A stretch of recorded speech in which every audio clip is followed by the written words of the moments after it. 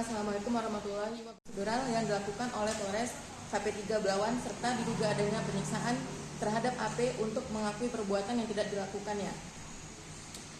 Baiklah, untuk kronologisnya itu pada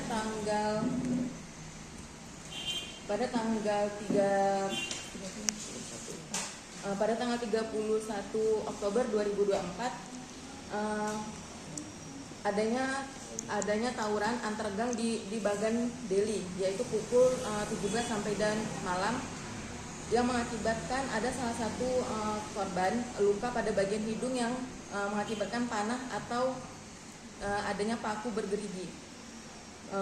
Lalu pada tanggal 1 Desember 2024 AP, anak dari Ibu Dewi Susana ini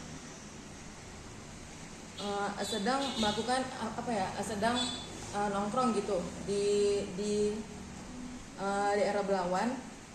Lalu dia di situ ada kenalan dengan perempuan di daerah Medan, yang mana saat itu dia bertemu di tanggal 1 Desember 2024 dia bertemu dengan perempuan itu di Padang Bulan. Itu pun dia bertemu ke Padang Bulan, dari rumahnya dia naik sampan diantar teman-temannya, dan ada 2 orang yang mengantar AP menyeberang ke Belawan. Lalu sampai di Belawan itu dia diantar lagi sama temannya, minta tolong untuk menaikkan dari Belawan untuk naik angkot tujuan ke Medan. Nah, saat di angkutan umum dia bersama satu temannya. Nah, namun temannya itu turun di pagi. Temannya Wanda ada yang bekerja di Polres. Di saat itu sedang memberikan makan siang. Nah, ternyata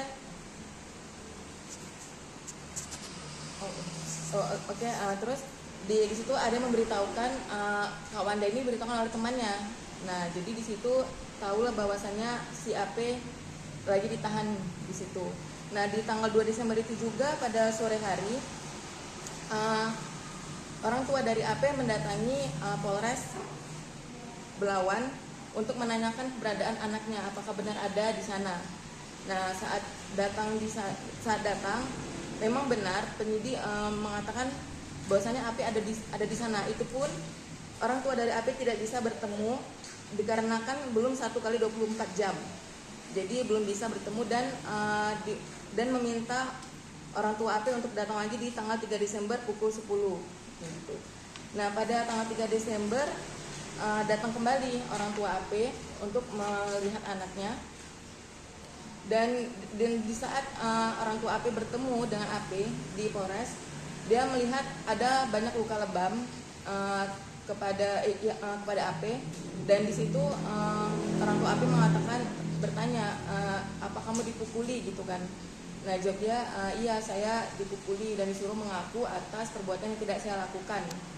Begitulah, karena tadi pukulan itu udah sering terjadi dan sudah merasakan sakit, terpaksa AP mengakui perbuatan yang bukan dilakukannya. Nah, setelah itu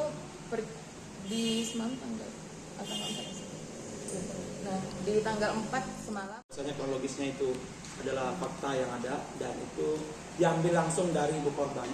Dan tambahannya begini, kasus ini kejadiannya sekitar 1 bulan lalu di tanggal 31 sore hari itu kan, itu antara gang 1 dan gang lainnya di Bagan Deli.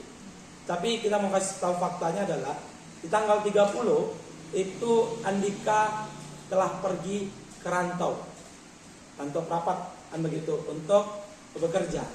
Jadi di tanggal 31 itu tidak ada. Memang ada kejadian tawuran tapi dia tidak di situ.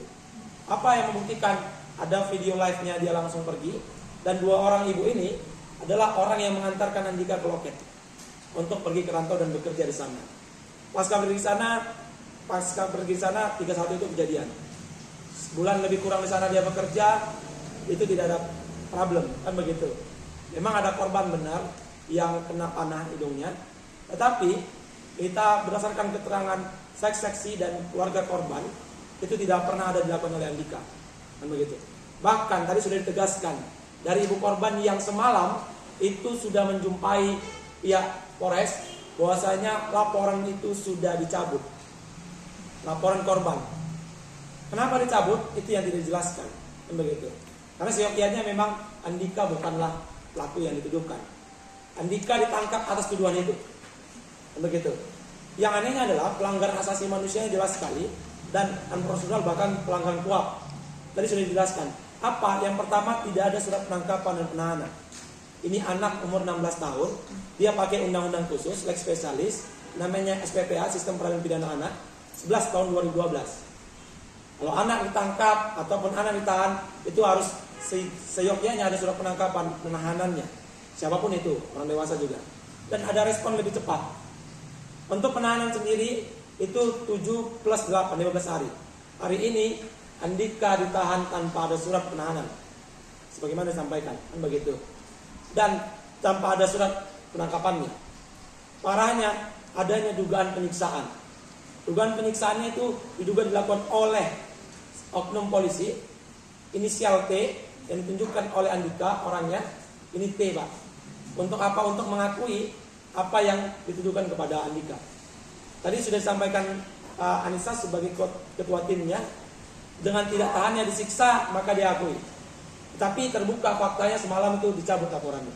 Ini sangat-sangat bertentangan dengan asasi manusia, bertentangan dengan konstitusional dan melanggar hak anak. Ya benar, tempat di mana kejadian itu tempat rawan tawuran. Ibu saksi atau ibu korban membenarkan kalau anak mereka sering terlibat tawuran itu, kan begitu. Tapi pemicunya adalah bukan dari mereka, dari gang sebelah, karena tawuran mereka datang, kan begitu kan. Dan Andika sekarang ini memang sudah tidak sekolah lagi. Kenapa tidak sekolah lagi? Karena kalau dia mau sekolah, itu sekolahnya ada tempat di geng sebelahnya. Sangat berbahaya. Kan kira-kira begitu. Dan lagi-lagi ini kepolisian, ini zaman udah tahun 2024. Nangkap orang nggak pakai SPK, dugaannya begitu. Nggak ada, dugaannya nggak ada penahanan. Bahkan kalau ada kasus anak, seharusnya ada diversi namanya. Diversi itu apa? Diversi itu penyelesaian masalah di luar pengadilan yang melibatkan ibu korban, anak korban, orang tua korban, saksi-saksi, pelaku dugaannya atau anak berkonflik dengan hukum, keluarga dari anak yang berkonflik dengan hukum, saksi-saksinya. Pelapor sudah mencabut laporannya dan itu dibenarkan sama Pak Azmi. Nah, jadi saya nanya, terus gimana nasib anak saya Pak? Gitu kan? Oh, nanti Bu, memang laporan sudah dicabut kata dia kan, dari apa? Cuman nanti kita tindak lanjuti lagi karena kan foto-foto tawuran anak saya itu ada pegang saja, ada kan? Udah gitu sama ada kasus kejadian waktu tawuran kurang lebih setahun yang lalu, itu ada yang jatuh, katanya kepalanya itu kok kayak kena benda keras, entah botol atau apa nggak tahu saya kan. Dan itu dirawat di rumah sakit beberapa hari dan meninggal. Jadi memang anak saya mengakui dia nggak tahu itu kayak mana siapa yang membuat, tapi pengakuan anak saya dia memang katanya ada di tempat kejadian. Jadi kata bapak itu mungkin itu nanti yang mau digali lagi gitu. Jadi terus kata bapak itu, jadi ibu tunggu dulu kabar dari kami ya Bu. Nanti kalau ada misalnya kabar, nanti saya kabari sama orang tua yang lapor ini dipanggil juga.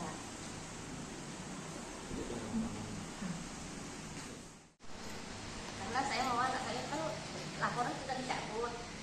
Saya mau anak saya pulang. Karena saya nggak tega nengok dia tidur. Gila, nggak pakai alas, pakai celana pendek. Sampai saya nggak tidur. Sampai saya sakit sekarang. Tolong cek anak saya. Udah 5 hari anak saya di sana. Belum ada kejelasan apa-apa. Jadi saya mohon, saya ke Bapak Polisi keluarkan anak saya.